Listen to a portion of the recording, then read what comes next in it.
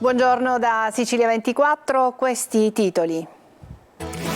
Caro voli, continua il duello a distanza tra Schifani e Ryanair sulle tariffe aeree. Il governatore, l'Europa non può modificare il decreto contro il caro prezzi.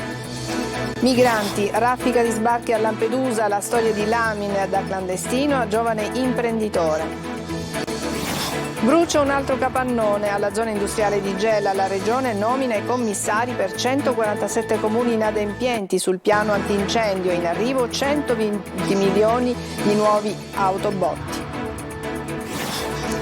Goletta Verde boccia la qualità delle acque. In Sicilia è inquinato il 61% dei campioni esaminati. Annunciata la realizzazione di una mega centrale eolica galleggiante nel canale di Sicilia. Calcio, il difensore argentino Marcos Curado è l'11° acquisto del Catania. Prossimi obiettivi del club rossazzurro, una punta e un altro centrale di difesa.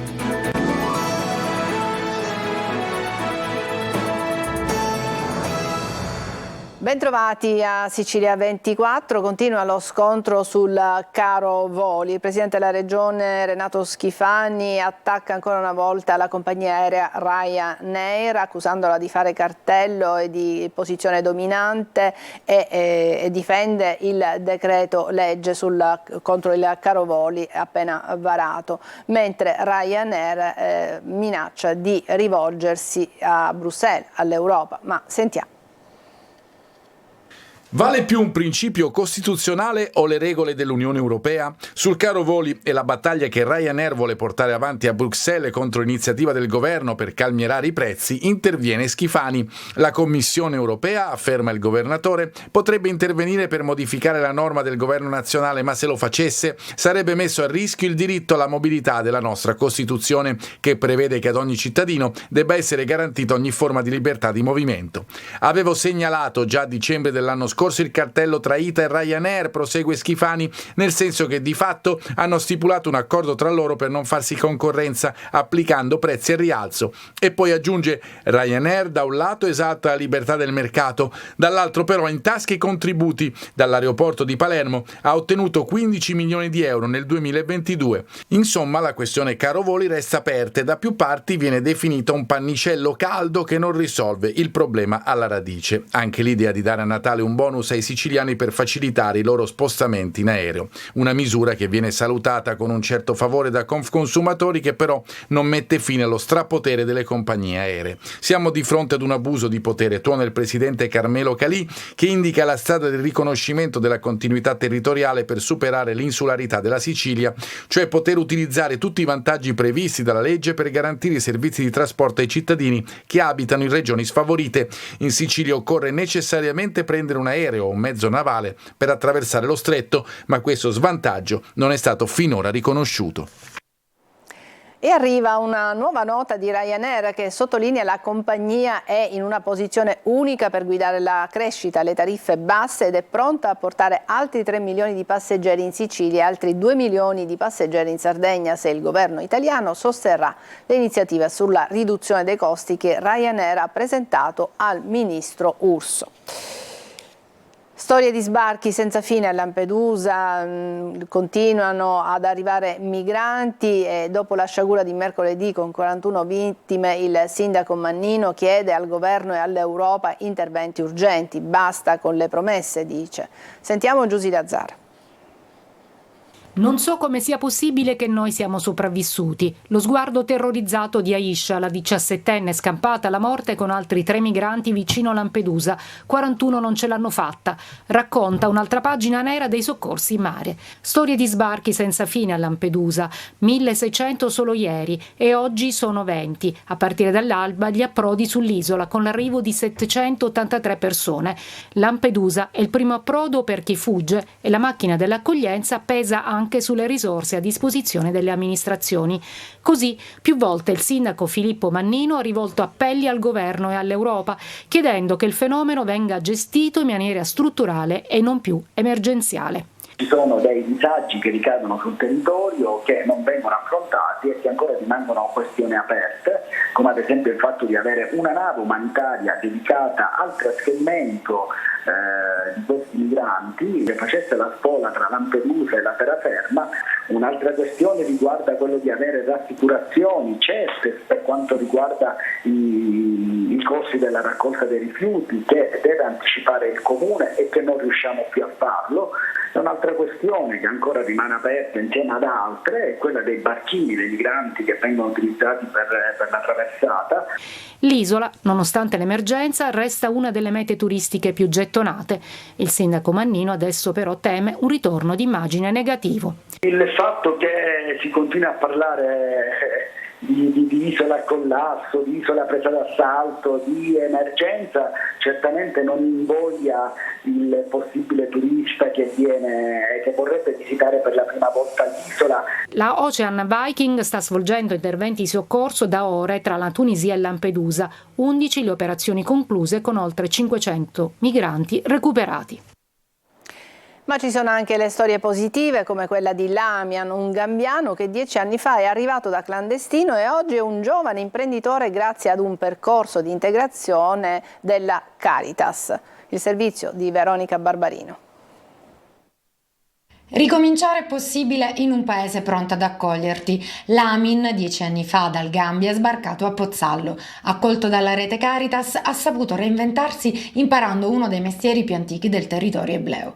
Adesso è un giovane imprenditore. Ricordo bene il 2015, non lo so, 2016, e abbiamo un progetto con Caritas, si chiama Costruiamo Sapere.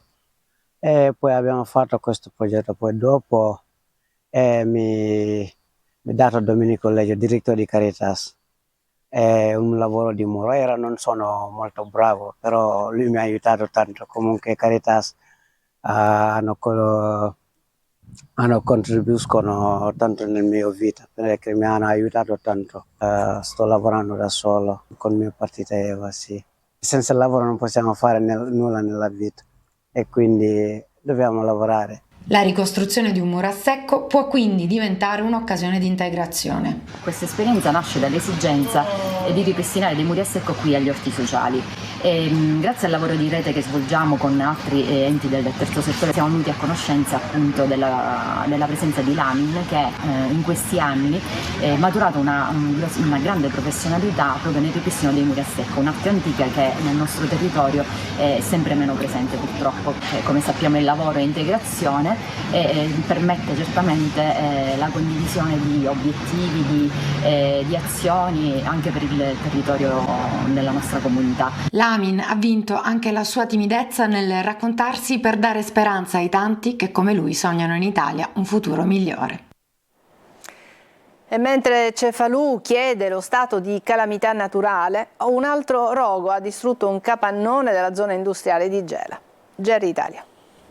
Ancora fiamme tra le aziende della zona industriale di Gela. Dopo l'incendio che ha interamente distrutto il capannone della Pescagel, un altro vasto rogo ha devastato un'azienda ortofrutticola all'interno dell'ex terminal bus comunale di Contrada Brucazzi. Le fiamme si sono sviluppate nella parte posteriore del capannone dove ci sono le celle frigorifere e nel giro di pochi minuti hanno invaso l'intera struttura. Immediato l'intervento di diversi mezzi dei vigili del fuoco che hanno domato il rogo che si stava allargando alla parte anteriore del magazzino. Secondo i primi rilievi l'innesco sarebbe partito dall'interno del capannone, probabilmente a causa di un cortocircuito, ma le verifiche sono in corso per stabilire altre eventuali cause. L'incendio del capannone di Brucazzi è il secondo nel giro di pochi giorni tra le aziende della zona industriale e torna a puntare i riflettori sulla mancanza di interventi di messa in sicurezza che da tempo gli imprenditori chiedono al Comune e all'IRSAP.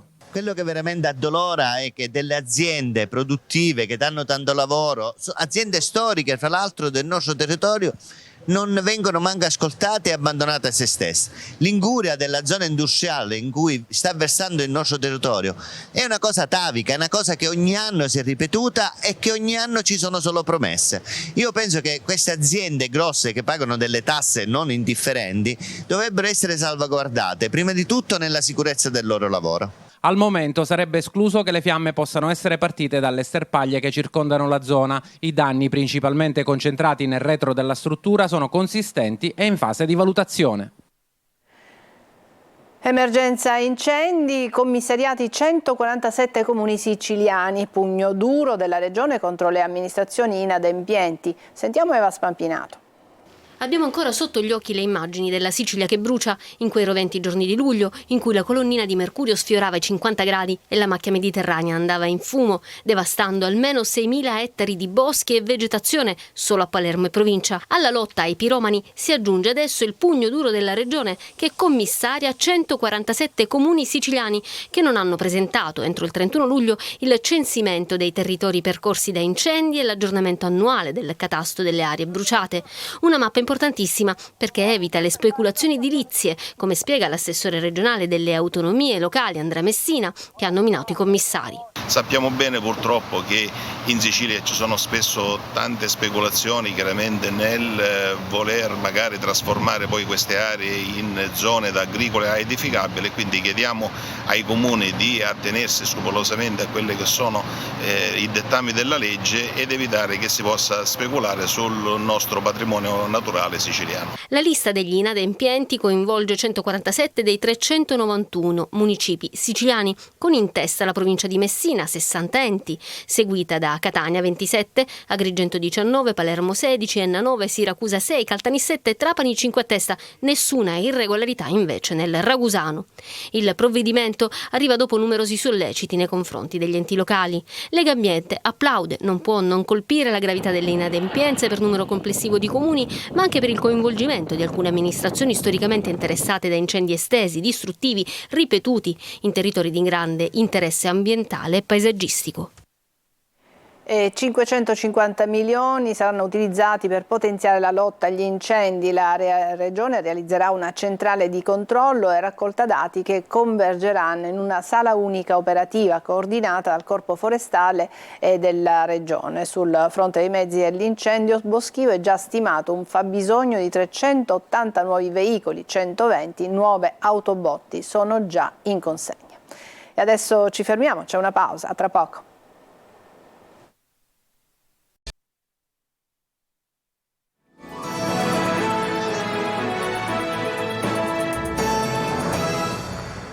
Eccoci rientrati in studio. Per Goletta Verde di Legambiente è inquinato il 32% di mari e laghi italiani. In Sicilia, oltre il limite di legge, il 61% dei campioni presi. E c'è una proposta per una mega centrale dell'eolico nel canale di Sicilia. Francesco Triolo. Il 32% dei mari e dei laghi italiani è inquinato da coli fecali. In pratica ogni 78 km di costa marino c'è un tratto sporcato da scarichi fognari.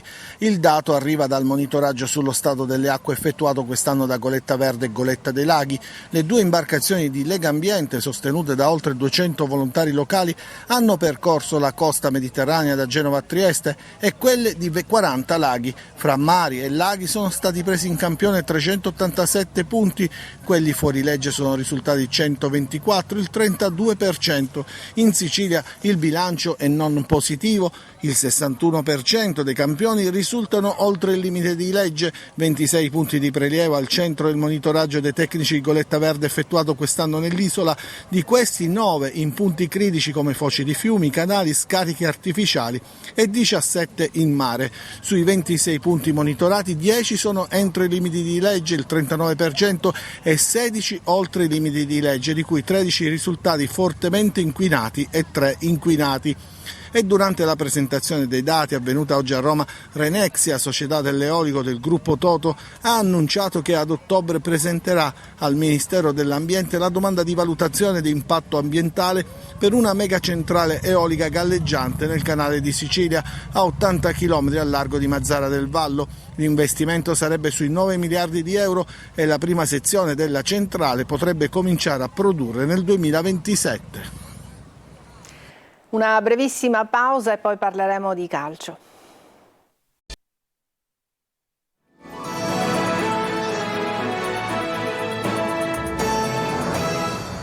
Eccoci al calcio, prosegue a ritmo sostenuto con grande energia la campagna di rafforzamento del Catania. La società rossazzurra ha annunciato l'ingaggio del difensore argentino Marcos Curado. Si tratta dell'11° acquisto di questa sessione estiva di calciomercato. Angelo Gagliano. Marcos Curado è l'acquisto numero 11 del Catania ai piedi dell'Etna e un Ferragosto all'insegna del calciomercato.